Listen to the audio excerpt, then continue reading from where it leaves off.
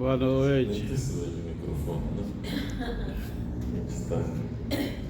Vamos começar cantando? De hoje em diante.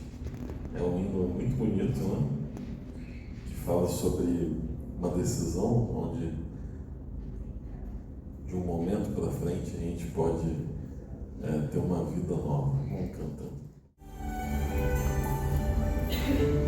De hoje em diante escolho viver com Jesus, como um bravo de alcança ao porto, eu encontrei sua luz. De hoje em diante escolho amar, pois eu tenho paz, só Jesus pode dar. De hoje em diante, Senhor do universo, és minha esperança, santifica os propósitos do meu coração. Contigo ao meu lado, não tenho mais o que temer, pois tu és a razão do meu viver.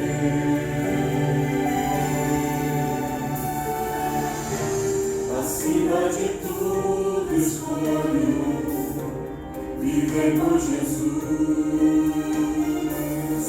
em resposta ao grande preço que já foi pago na cruz.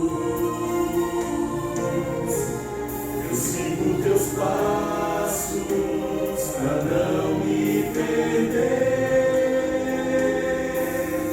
Descobri que és minha razão de viver. De hoje em diante, Senhor do universo, és minha esperança, santifica os propósitos do meu coração. Contigo ao meu lado, não tenho mais o que temer, pois tu és a razão do meu viver.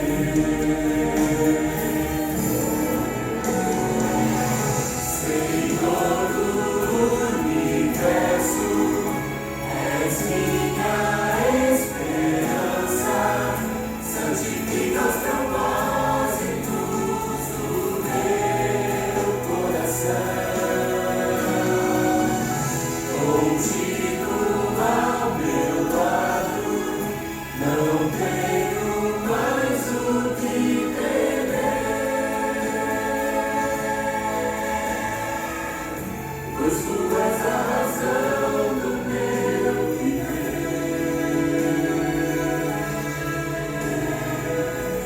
Pois tu és a razão do meu viver.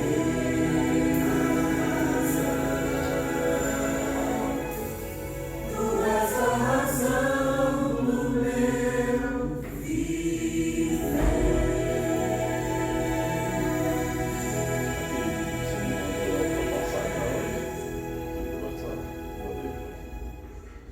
Muito bom. Esse é um hino de escolha.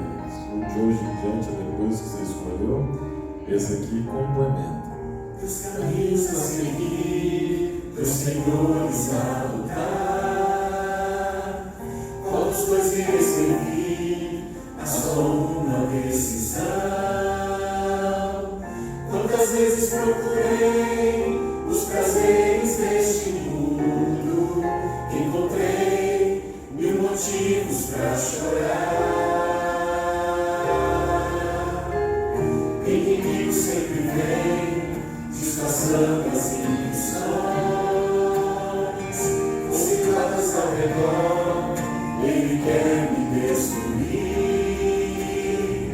Só Jesus pode me dar a real felicidade e poder para ser um vencedor.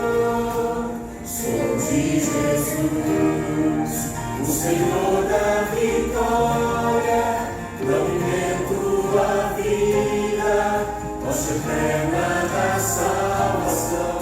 Seu amor me atraiu, deu-me paz e alegria. Eu já fiz minha escolha, sou de Jesus.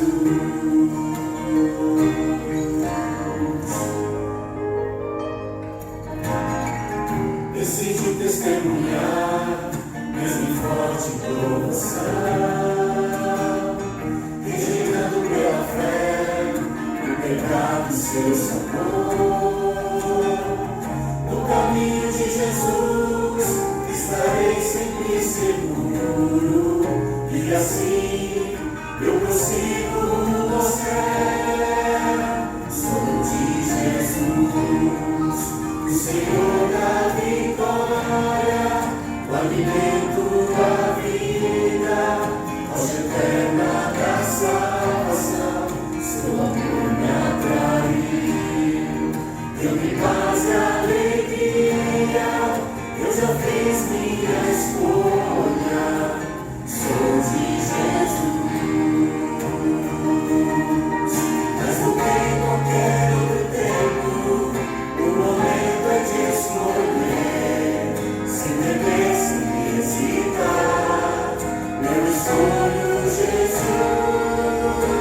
sou de Jesus, o Senhor da vitória, o alimento da vida, rocha eterna da salvação. Seu amor me atraiu, deu-me paz e alegria. Eu já fiz minha escolha, sou de Jesus. Eu já fiz minha escolha, sou de Jesus.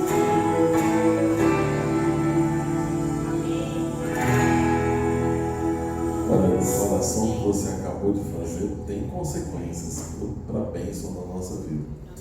Você é de Jesus, então agora deixa Ele conduzir o seu viver. Roberto, ora para nós. Oremos.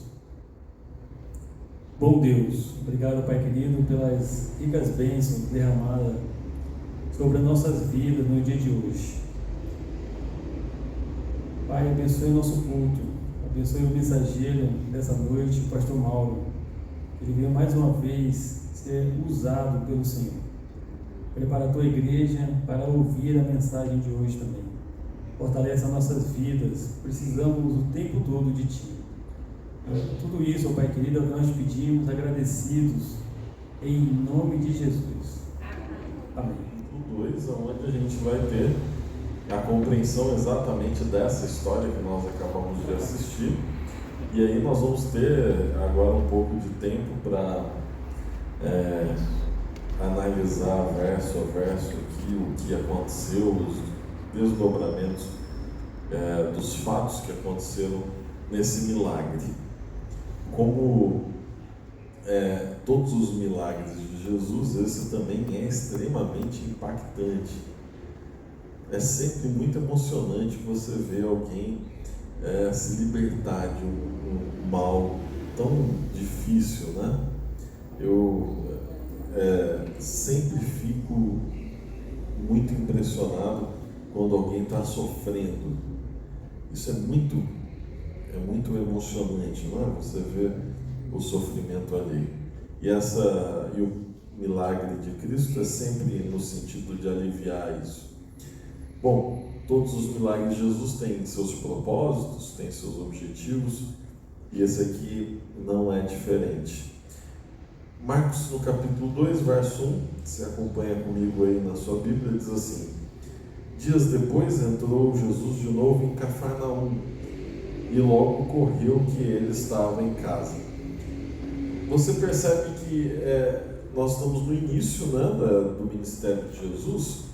Está certo que Marcos já começa lá do ministério de Jesus em diante, enquanto Mateus vai começar bem antes disso, mas no início do ministério de Jesus, que começa ali na Galileia, e Cafarnaum é uma dessas cidades que ficam na região da Galileia. Então é ali que Jesus inicia o seu ministério, dali que vem quase que maior parte dos seus discípulos, ali que ele começa os seus primeiros milagres. Então está no início da história do ministério de Jesus, por isso é em Cafarnaum.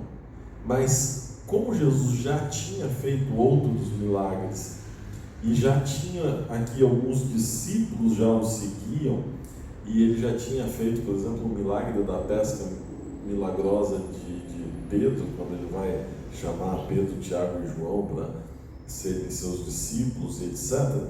Então Cafarnaum já era um lugar onde Jesus já tinha uma certa fama, já tinha acontecido algumas coisas, as pessoas já estavam querendo saber mais sobre ele. Você também tem que lembrar que nessa época as pessoas não têm muitas distrações, né? Então é igual, não sei se alguns de vocês já viveram em cidade pequena, já tiveram cidade bem pequenininha. Então, cidade pequena no passado, qual que era a grande distração das pessoas? Era falar sobre a vida alheia, não é? Então a pessoa fica ali, as casas, principalmente no interior de São Paulo, elas ficam com a janela bem perto da rua, né? E essa janela bem perto da rua era a janela principal da casa, onde as pessoas punham ali, debruçavam o braço, viravam a cabeça e falavam com o vizinho. Tinha tão pouca coisa acontecendo na cidade que qualquer carro, visitante, qualquer pessoa nova que chegasse na cidade já era notícia, certo? Então facilmente já se sabia o que estava acontecendo pela conversa entre as pessoas. Então você imagina isso há milênios atrás, numa cidade pequena. Você viu pelas imagens ali da série que são bem fidedignas. Então você vê que as casas ficam perto, as ruas são pequenas, então as notícias se espalham rapidamente e as pessoas já sabiam que tinha um pregador novo. Isso também era comum, você ter pregadores e ter seguidores desses pregadores. Tanto que Jesus facilmente é identificado como um rabi, né? Algum mestre, um pregador, alguém que ensinava as pessoas. Isso não era incomum, isso acontecia. Você vê que João Batista, né, tinha seus seguidores, era um pregador, então isso não é tão incomum, mas Jesus vai ganhando popularidade, seja pela fofoca, seja pelos milagres, enfim, quando ele chega, as pessoas vão e descobrem que ele está lá e vão para perto de onde Jesus está. Verso 2: muitos então afluíram para ali, tantos que nem mesmo junto à porta eles achavam lugar, e anunciava-lhes a palavra. Então a casa onde Jesus estava, na série The Chosen, para eles era a casa de Zebedeu, que era pai de Tiago e João. Mas a gente não tem muita certeza se era, mas não faz mal pensar que era também. Então lá ele está na casa, uma casa emprestada de alguém, ele está pregando para as pessoas que vieram lá ver Jesus, e tem uma multidão.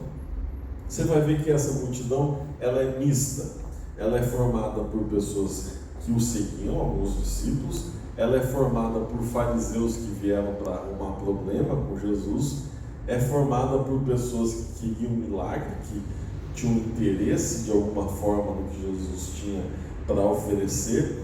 Mas fato é que, como no resto todo do ministério de Jesus, sempre tem uma multidão ao redor de Jesus, e essa multidão atrapalha. Cuidado com as multidões. Muita gente aglomerado parece que atrapalha. Você já Viu isso? Muita gente junta no mesmo lugar, parece que atrapalha. Não sei vocês, mas vocês gostam de ir num lugar com muita gente? Se sente bem com um lugar que fica sem ar, apertado, alguém esbarrando que você não conhece? Não é bom, né? Não é agradável. Por exemplo, fim de ano. A melhor alternativa é não ir para o shopping nessa época, certo? Porque se você for para o shopping, tipo, nesse horário que a gente está agora, como é que vai estar lá? Vai estar fácil de estacionar, o caixa vai estar livre, não vai estar tudo aglomerado. Então, multidão, muita gente junta, não parece ser uma boa coisa. A gente acha que onde tem multidão, tem aprovação, não é? Então, vou no mesmo exemplo do Natal no shopping. Se eu estou no shopping no Natal, ou em qualquer época festiva, e eu vejo um monte de gente passando com sacola da mesma loja, o que você pensa? Promoção. E o que você acha que você vai fazer? Vou lá para aproveitar. Então, você acha que onde muita gente está, é bom, apesar de você não gostar de estar com muita gente perto. Olha que coisa estranha do ser humano.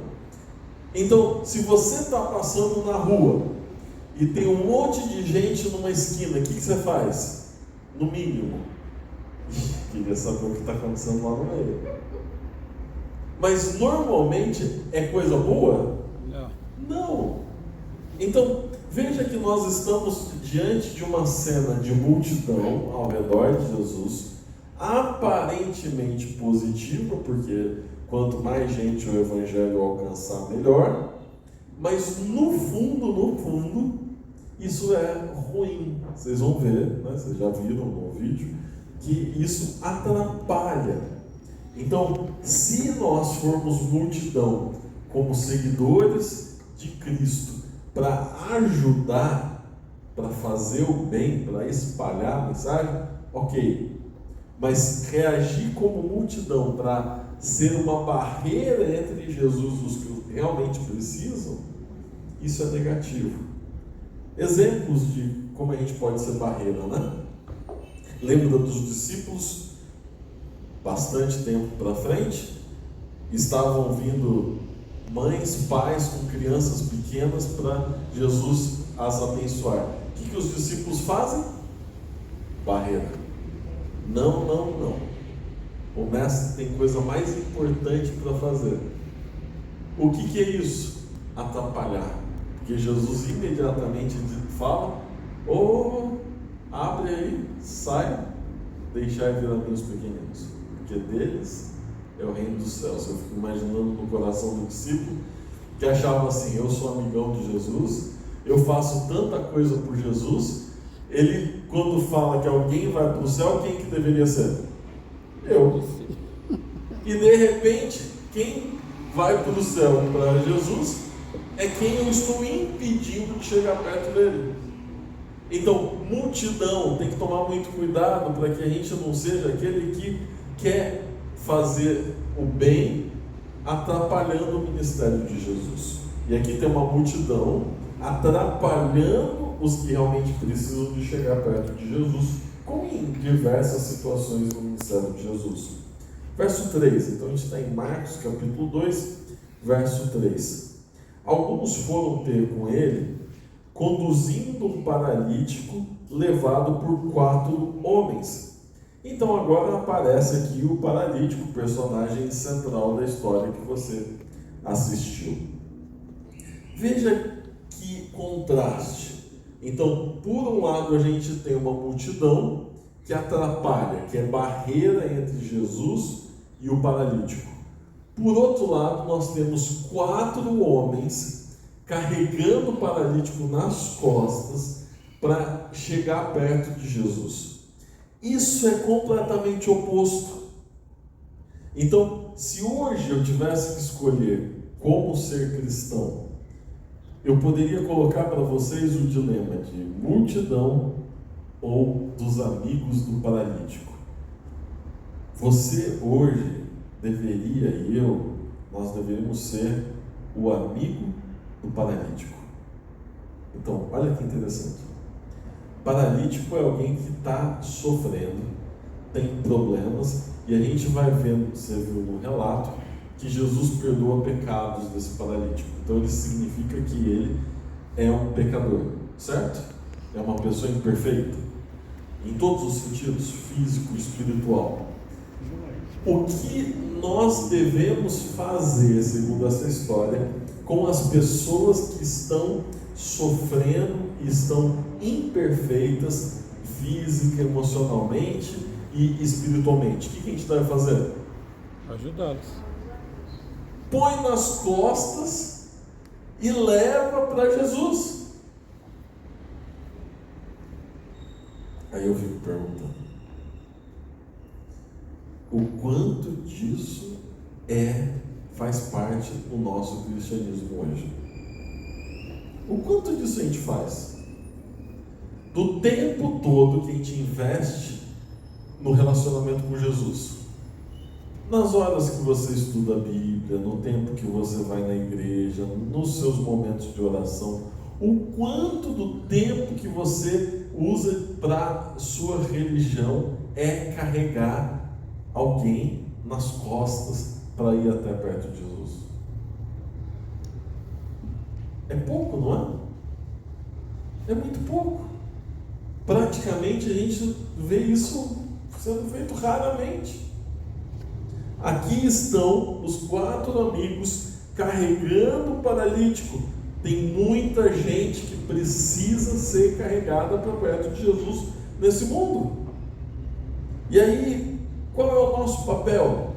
Então, o nosso papel é ser igual o discípulo, tipo, você não está pronto para Jesus, espera aqui que eu vou te dar uma melhorada no seu aspecto, eu vou curar umas coisas em você para você chegar perto de Jesus? Ou eu sou o amigo do paralítico que vou pegar ele do jeito que ele está, do jeito que ele é, porque eu não tenho muito o que fazer por ele sozinho, mas eu tenho muito o que fazer por ele quando, junto com os outros meus amigos, eu simplesmente trago ele do jeito que ele está para um encontro com Jesus. Entende? E aqui estão então os 4 amigos levando o paralítico. Verso 4: e não podendo aproximar-se dele, de Jesus, por causa da multidão, descobriram o eirado no ponto correspondente ao que ele estava, e fazendo uma abertura, baixaram o leito em que jazia o doente. Para mim, essa história é maravilhosa. Eu concordo com o Beto, que é uma linda história. Não deve ser a minha predileta, mas é uma história maravilhosa. Exatamente porque, além de carregar o paralítico, que já eu daria os parabéns, né?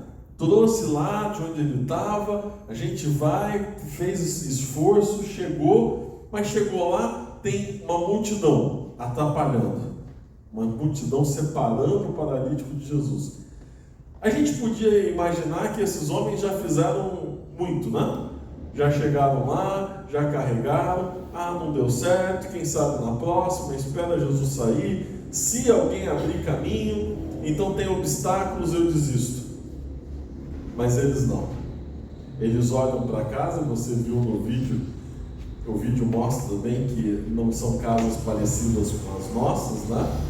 Subir no telhado não é bem igual subir no nosso, né? Subir no nosso telhado hoje em dia envolve um risco alto, escorregar, você vai abrir as telhas, vai ter laje, não funciona. Mas nessa cena você viu a facilidade, o tipo de estrutura que era feita a casa, que não era tão alto para acessar, mas mesmo assim era um desafio. Eles vão até lá, eles abrem o telhado e baixam, içando esse homem. Então, nessa história a gente tem, primeiro, resiliência, não é no primeiro obstáculo que eles desistem.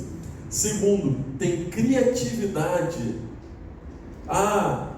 Encontramos um obstáculo, vamos embora. Não, vamos continuar. Mas como? Simples. Vamos achar um caminho. Nós vivemos uma época crucial de criatividade na pregação do Evangelho, de achar alternativas.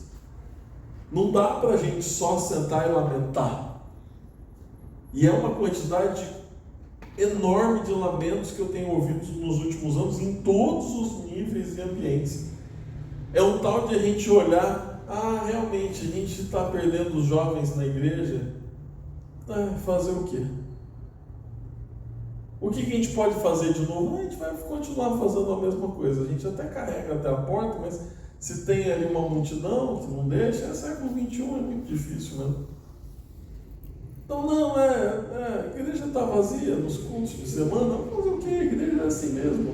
É 2024, né? Então, fazer o quê? Isso não é suficiente para os amigos deste homem? Não é suficiente. Alguém já abriu um telhado para descer um paralítico até Jesus? Não. Alguém repete essa experiência depois? Não. Somente esses homens, com a sua criatividade, com a sua resiliência, com a sua vontade de fazer a diferença, eles fazem o máximo, o tudo para que isso aconteça. Será que não tem coisas que estamos deixando de fazer e que poderíamos mudar, reinventar, tentar um outro jeito para alcançar o sucesso que é o encontro com Jesus? Será que não tem outros métodos, outras maneiras, outra linguagem, outra estratégia para esses homens? Eles acharam um jeito e chegaram até Jesus. Verso 5: vendo-lhes a fé, Jesus disse ao paralítico: olha, muita gente acha, a gente está em Lucas no capítulo 2, verso 5, muita gente, Marcos 2, 5. Muita gente acha que as pessoas que fazem algo diferente para conseguir cumprir o Evangelho são pessoas que estão fora do caminho. Mas quando Jesus olha para estes homens descendo o paralítico, o que ele reconhece imediatamente nesses homens? Vendo-lhes a fé. De novo, multidão. De novo, lotando a casa. E Jesus não declara isso sobre ninguém que estava lá, a não ser os homens que acabaram de abrir o telhado, que interrompem Jesus, que fazem com que o seu sermão seja encerrado ali. Enfim, falta um pouco de ousadia, quem sabe, para aqueles que ainda não compreenderam a fé necessária para receber a bênção. Está na hora de ousar mais em relação à nossa fé. E lá estão estes homens de fé. Vendo-lhes a fé, Jesus disse ao paralítico: filho, os teus pecados são perdoados. Então quer dizer que o problema deste homem eram os seus pecados? Era isso? Não necessariamente. Lembra que Jesus, em outra situação, vai repreender os seus discípulos quando eles olham para uma pessoa sofrendo e eles dizem: quem pecou, ele ou os seus pais? E Jesus diz o quê? Nem ele, nem seus pais. Então, por que muitas vezes, antes ou depois de curar alguém, Jesus perdoa pecados? Por quê? Exatamente porque a melhor bênção, o maior milagre não é cura física. A cura física é um paliativo, já que o seu corpo continua sofrendo o processo de degradação natural do pecado. Então, o que resolve a cura física? Nada. porque daí um tempo você vai adoecer novamente. Qual é a solução definitiva? É a cura espiritual. Seria um milagre pela metade se Jesus lhe desse pernas para andar, mas não lhe desse perdão pelos seus pecados. O que nós estamos buscando é a cura espiritual.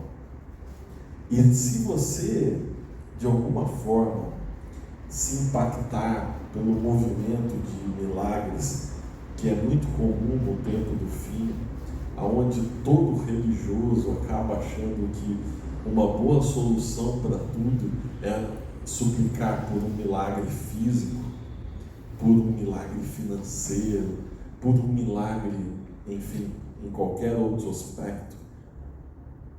Não se iluda, não se iluda, porque o grande milagre é a salvação. Amém. Então, veja, a gente poderia, por exemplo, colocar na porta um anúncio dizendo que todos os nossos cultos são cultos de milagre. Porque toda vez que eu tenho um encontro real com Cristo, eu saio como? Salvo, perdoado, mais perto da eternidade, da vida completa. Então, só cuidado para que você não se entusiasme demais com a mentira do milagre simplesmente físico.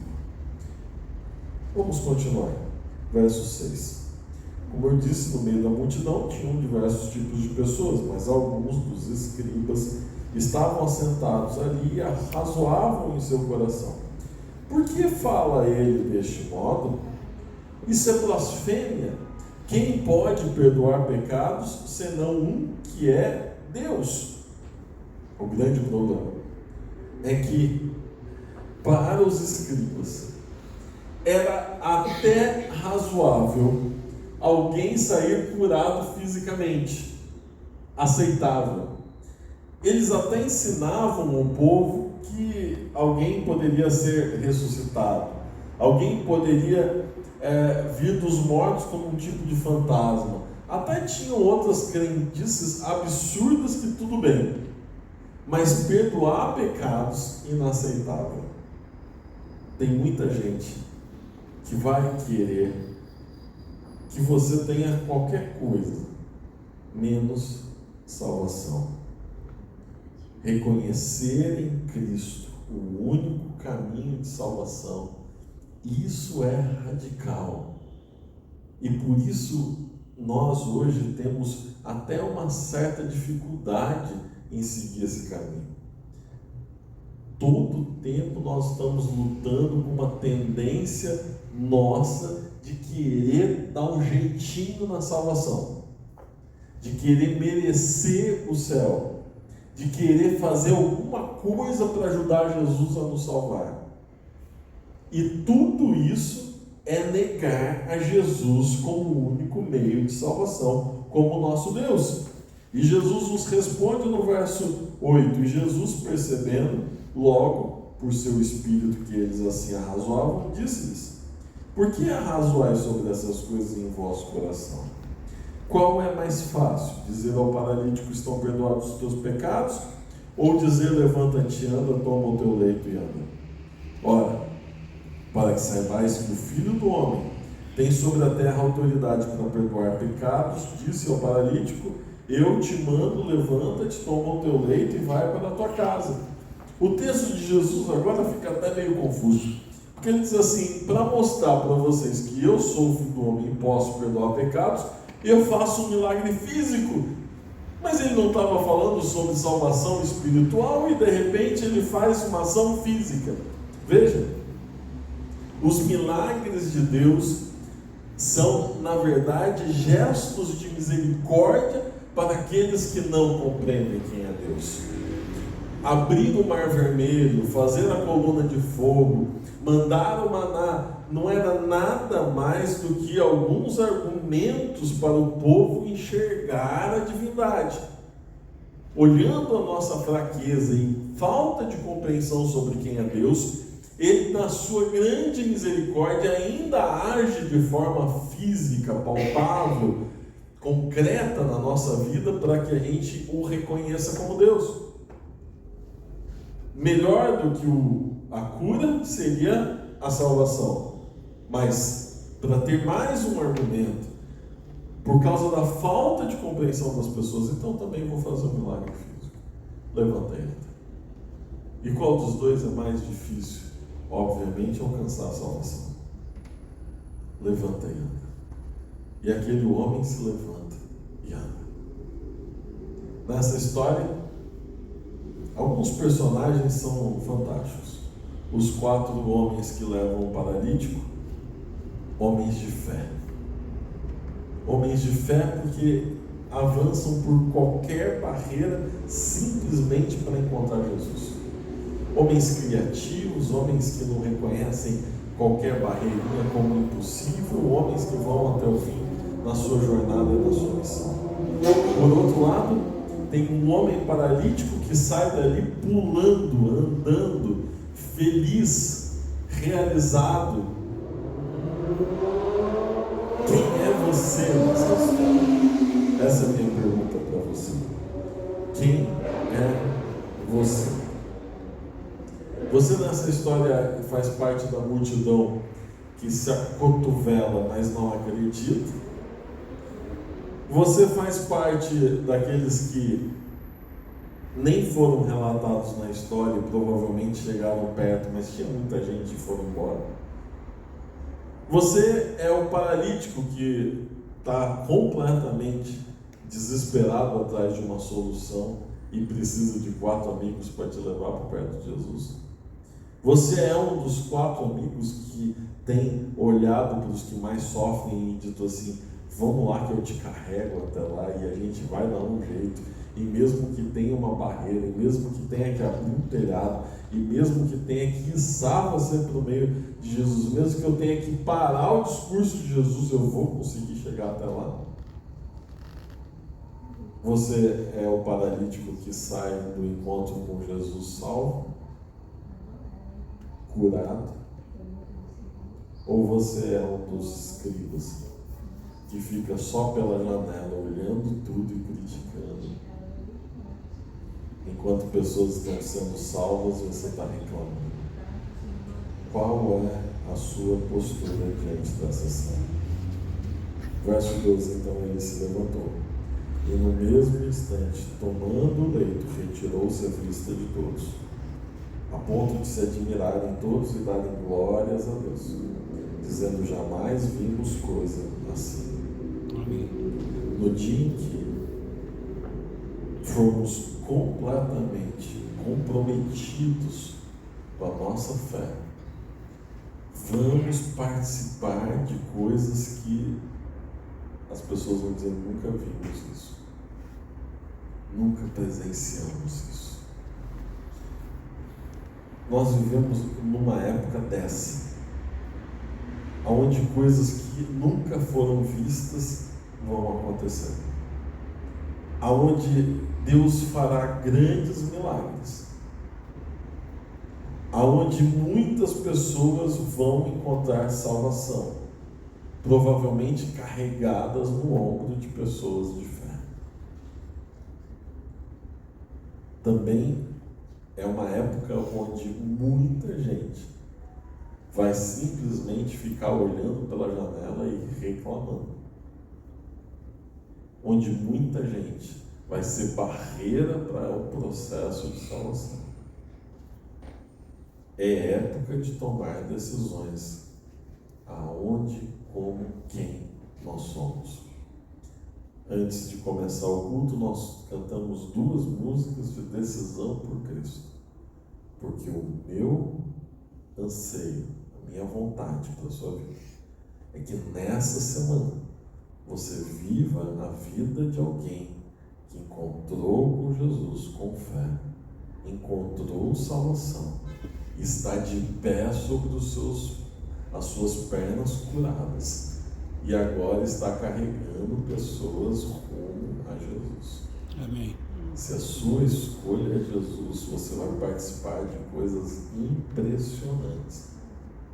E você vai fazer a diferença antes da volta de Jesus. Amém. Qual é a sua decisão hoje? Essa é a pergunta. Quem você quer ser nessa cena? Eu gostaria de pedir a bênção de Deus sobre a sua vida. Fique em pé. Nós vamos falar com Deus. Senhor Pai que estás nos céus, obrigado. Obrigado porque ao virmos até a tua casa de adoração aqui, nós pudemos estudar, ler, aprender, ouvir, assistir acerca de uma história extraordinária, de um milagre fantástico na vida de um paralítico em Cafarnaum. Nós nos enxergamos nessa cena e escolhemos a Ti. Por favor, que tenhamos fé suficiente para nos aproximarmos de Ti, para termos os nossos pecados perdoados, para podermos ser facilitadores de outros pecadores para chegar perto de Ti. Que nessa semana possamos enxergar, compreender, reconhecer os Teus milagres na nossa vida e dos que estão perto de nós. Amém. Que através da nossa disposição para Te servir, para Te adorar, para levar outros, possamos experimentar coisas extraordinárias que nunca vimos acontecer. Que essa igreja seja a luz aqui no Jardim Prudência, que possamos ser apoio uns aos outros rumo à eternidade, e que o Senhor vá à frente nos dando a vitória pelo Teu amor, pelo Teu nome. É isso que nós pedimos, suplicamos, intercedemos uns pelos outros, por amor e em nome de Jesus. Amém. Deus abençoe você. Nós vamos sair daqui cantando. Nossa